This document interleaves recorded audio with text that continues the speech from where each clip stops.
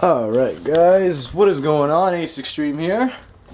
Thought I'd do a quick video of my game collection and tell a little story about how I got started into gaming and all that. So let's get to it. So I guess one of the first things is that I was 4 years old, 5 years old, and I was playing with the original NES.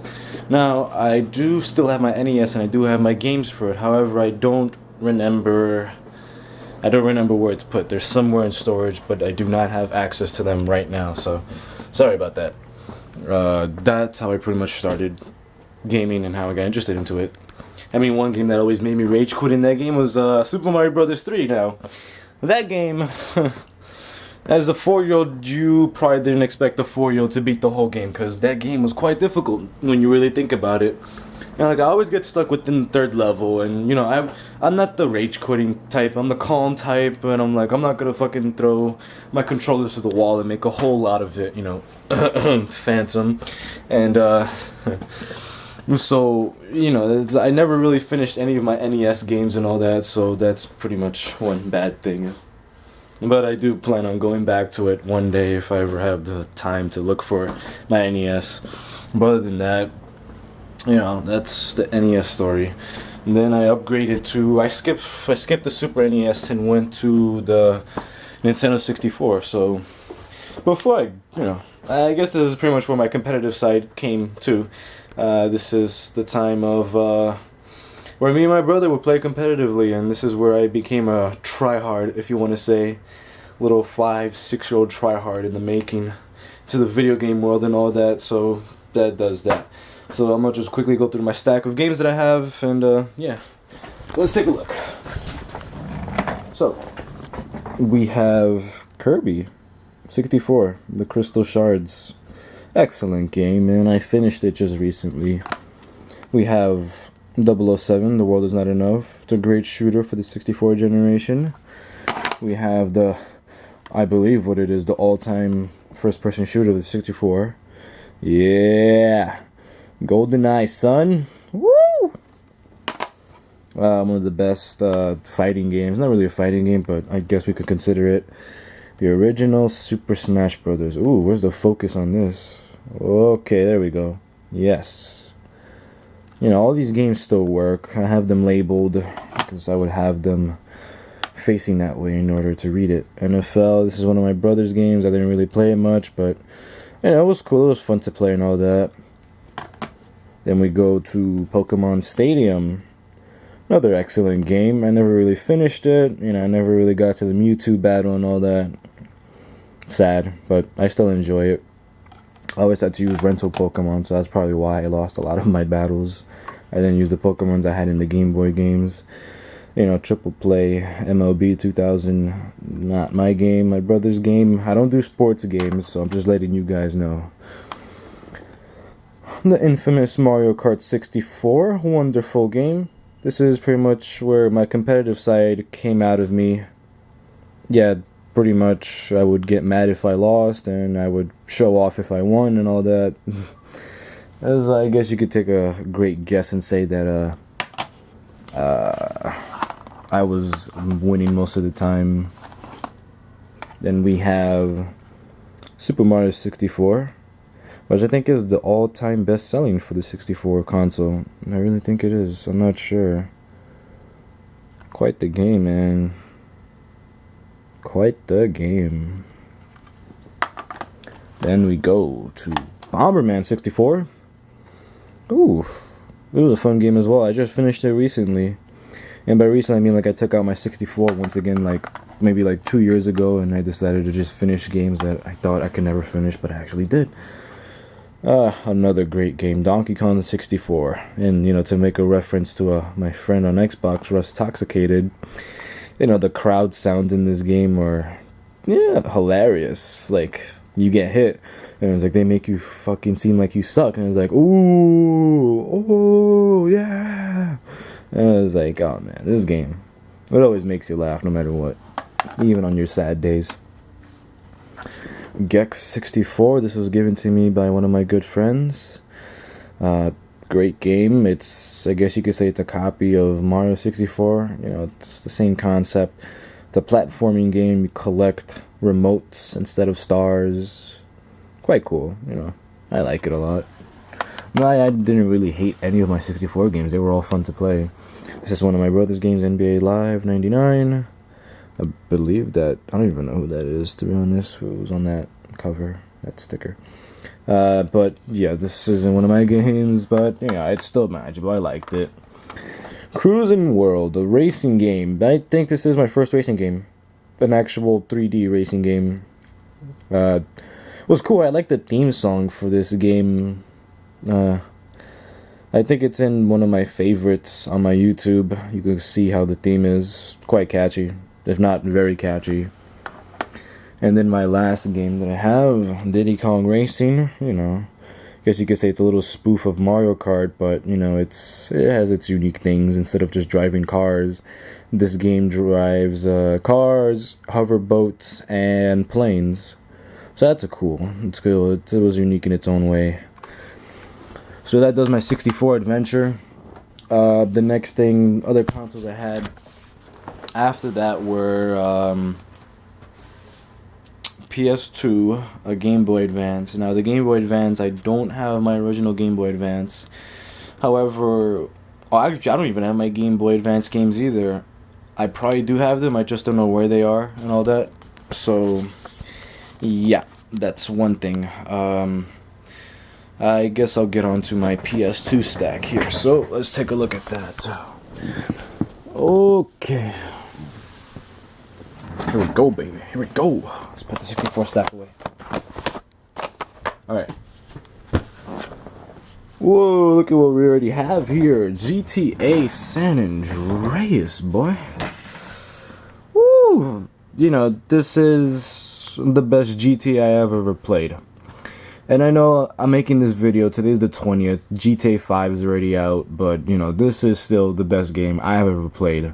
Probably when I played GTA 5 for the first time, I might consider that game to be in my best of GTA. But this game, whew, there was so much to do in this game. This game was great in every way, you know, graphics could have been better, but this is way back, 2004. It was great for the graphics it had, one of the best. Everything was nice and smooth. I couldn't really complain about the game. You know, who didn't like fucking cheat codes flying in the air, jetpacks, chaos in the streets, unlimited ammo, money, all that. So that game was cool. Then we have SmackDown vs. Raw 2008 featuring ECW. I'm not sure if my viewers are pretty much wrestling fans, but I am a wrestling fan myself. I haven't caught up much with WWE and all that, but this game was fun. This is my favorite of the SmackDown vs. Raw series that I've ever owned. You know, I started with 2005 and I ended up with 2008 and never bought another one since. This game, I believe, came with us when we got our PS2. However, I don't think so, because this is a greatest hits, and I don't think they will give you a greatest hits game when you first buy a console. But this game was cool. This game had very clean graphics. It looked like an Xbox 360 game at the time. Graphics are very sharp, and to me they look like HD graphics. Like, game was really cool. You know, the driving seems a bit weird, but it tries to be very realistic, and it did, you know, pit stops, upgrading your car, changing oil, shopping for cars with reasonable prices as you would have seen in, you know, the actual world. For my Naruto fans out there, Naruto Uzumaki Chronicles 2, which is pretty much Naruto in the RPG world, leveling them up, all that. Pretty cool game. There wasn't much to the game, wasn't many characters to it. It had its own story, way off the anime. It's yeah, not that interesting of a game, but I liked it. SmackDown vs. Raw's. Actually, let me get the other one then. The SmackDown vs. Raw 2007. Hold up a sec. SmackDown vs. Raw 2006 and 2007. You know, they were both similar in their ways. Just, you know, new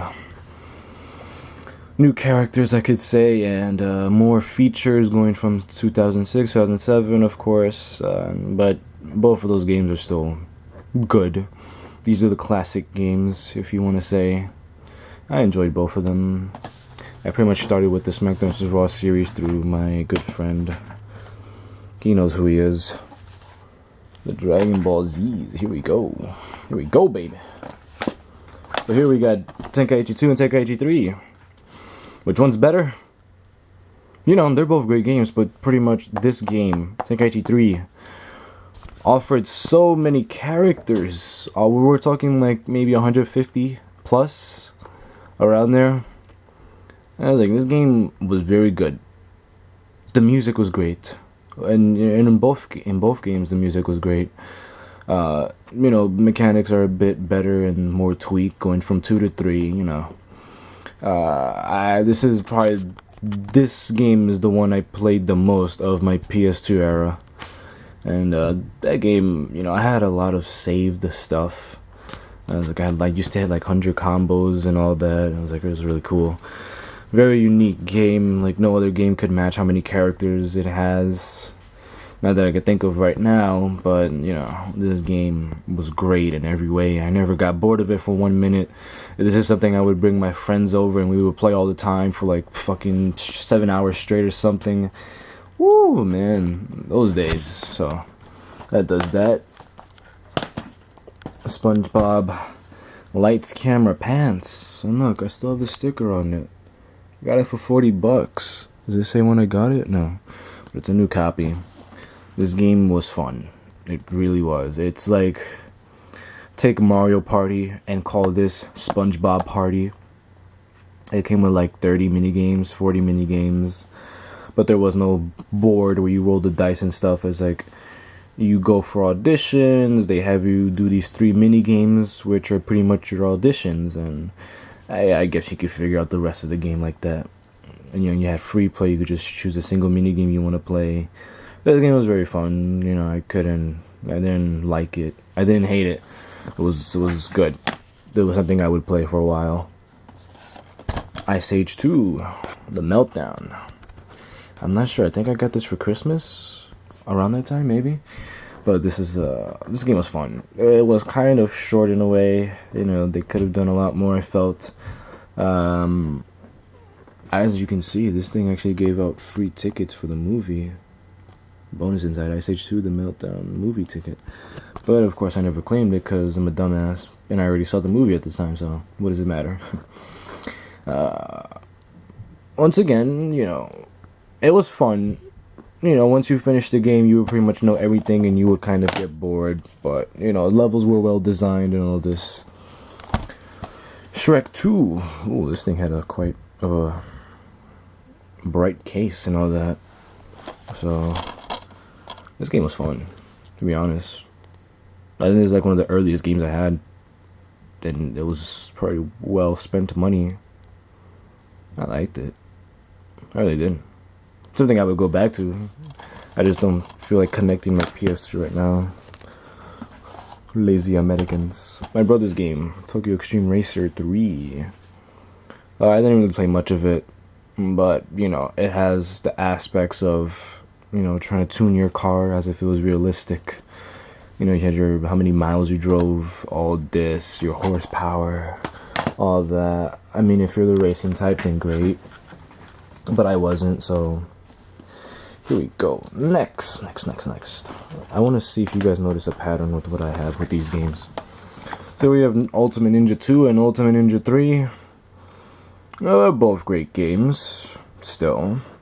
I mean, I don't play them anymore because I pretty much finished it and there's really nothing else for me to do in the game, so yeah. Going from 2 to 3, obviously this game has more characters. You know, a bit more tweaks and mechanics. They've added a little bit more and all that. You know, this is something I played for a while. This is something you could play all day with your friends. Just have like little 1v1s and all that.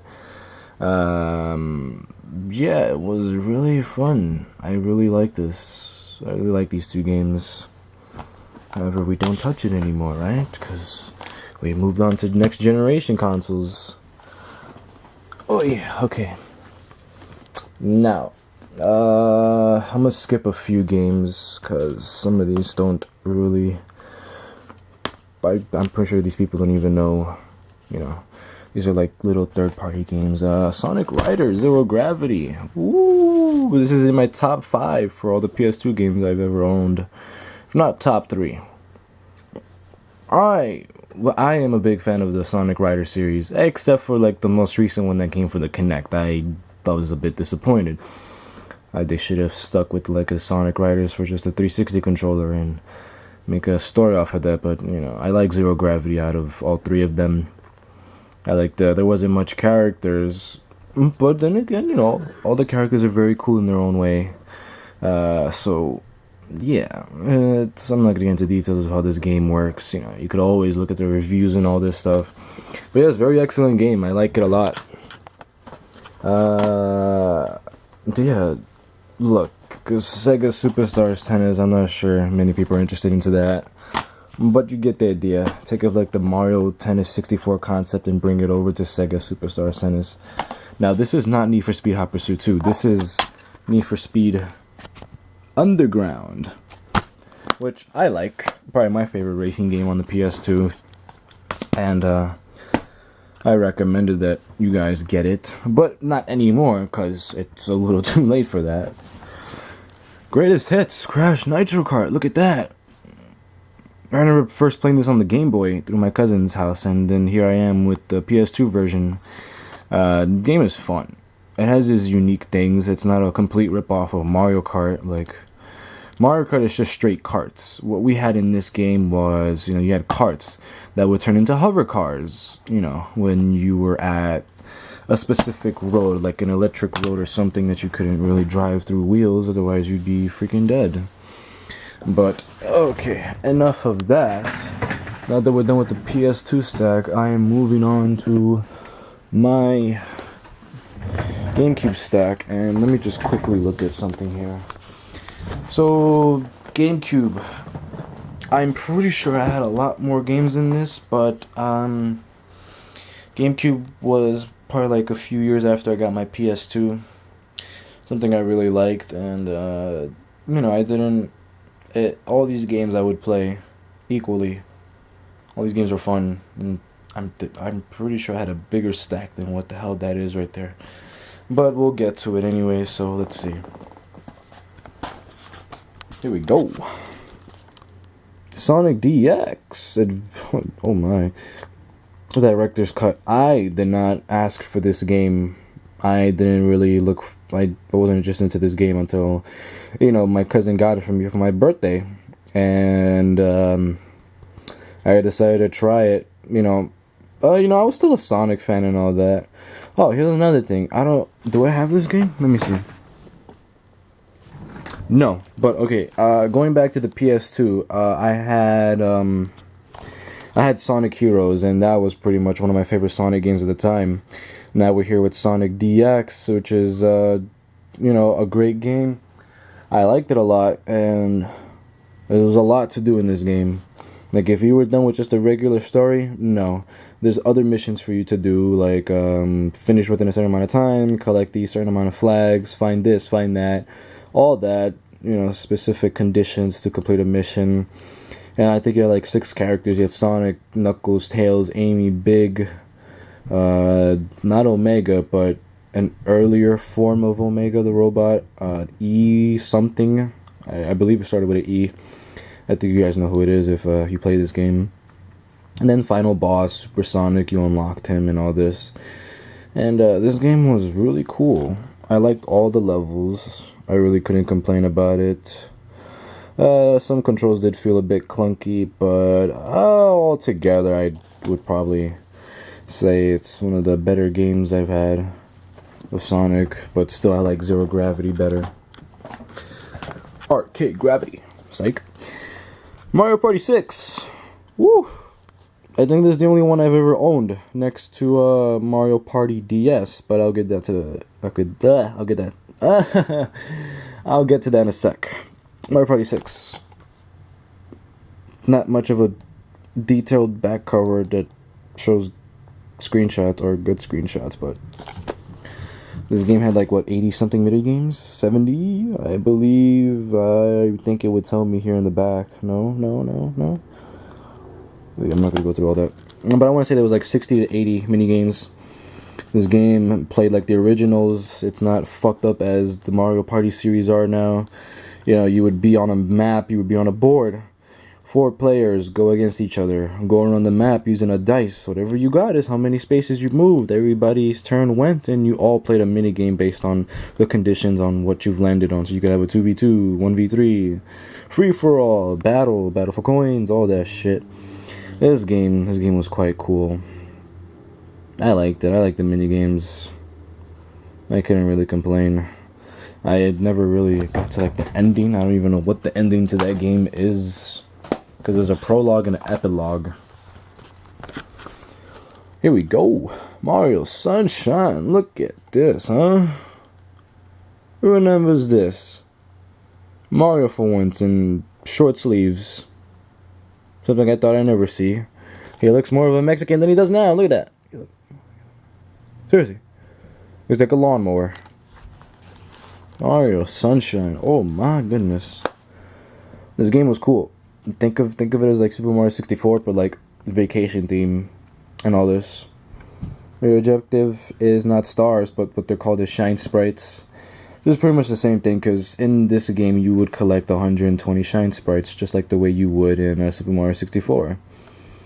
This should be a greatest hits. I don't know why, but it is a player's choice. It's something players like, but not many copies have been sold for it to be a greatest hits. That's quite sad. I'd expect it to be a greatest hits, but other than that, look. This game played the same way Super Mario 64 did, except for this little device you had who changed up the gameplay. I think you had 8 worlds, I believe. It's the usual tradition for Mario games. I really, really enjoyed this game. I enjoyed it so much that I wanted one of my good friends, for his birthday, I actually got him this game because I highly recommended he try it. And it's a really cool game. All the levels are nicely designed. All your objectives are cool. And he actually made you do something. It's not repetitive stuff. So, that does that. Then comes Super Mario 64. What? What'd I say? I'm sorry, I meant Super Smash Bros. Melee. Whoa. AC there. What's going on? Melee. Huh. Look at that. Woo. This game. I think it is a greatest hits, but I think when I bought the game back then, it wasn't labeled as the greatest hits. This game brought 25 or 26 characters, I believe.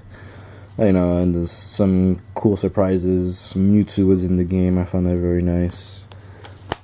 This game, it's the same tradition from Super Mario. I keep messing it up. The same tradition as Smash Brothers from the 64. Story mode, you fight through like 10 enemies, special stages and all that. You get to the Master Hand, unlock characters. This game wasn't online, knowing that it's a second gen and we didn't have online gaming back then. You could, but you needed some sort of software device. I forget what. I really don't know. Speaking of greatest hits, I just noticed this had bestseller. I'm such a dumbass. This game was fun, and this is something I put a lot of time in my GameCube days. I got my friend really into Super Smash Bros. Melee that he ended up buying a copy himself. I trained him. But still, as a teacher, you're expecting your student to surpass you. That wasn't the case. He still had a lot of things to work on and stuff. When he first started, he wasn't, as into my skill level. But if you compare him now, he's almost at my level. He's close. He's good enough. He's good enough to be a 2v2 partner with me. Yeah. So this game was cool. I'm going to cut this into 2 parts because I'm going to finish off my review with the DS, Mario, the Wii, and the Xbox 360 collection. So I'm almost done with this stack, so I can move on to part 2. Luigi's bad shit, huh? Look at this, player's choice. Woo! Oh, sorry guys, I'm a bit tired now. First off, let me say, game is extremely short. I'm not even joking. We're talking like what, like 7, 8 hours of gameplay, like literally. And like, don't get me wrong, the fact that it's a player's choice and the game is really short must have been that it's a short but yet a very exciting, fun game. And I think this is Luigi's first, 3D platformer game. And to give him his own game is to give it to him in a ghostly theme. Never expected that, but yes, Luigi's Mansion. This game is great. You would expect any Mario 3D platformer to have the ability to jump. This is like the only Mario game I could think of where you cannot jump. That sounds a bit strange. But pretty much your objective in this game was you supposedly won a contest that you never entered. And so you have a free admission to this mansion and it's yours. Or I think you're just staying over for like a vacation or something. And you quickly realize that this place is haunted. And so you meet up with this old lad called E-Gad, E.Gad, Professor. Professor fucking Farnsworth from Futurama. The Phantom reference. That's for you, Phantom.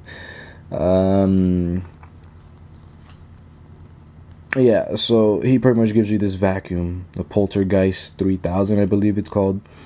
And your objective is to scout the whole mansion, solve little puzzles, and capture these ghosts.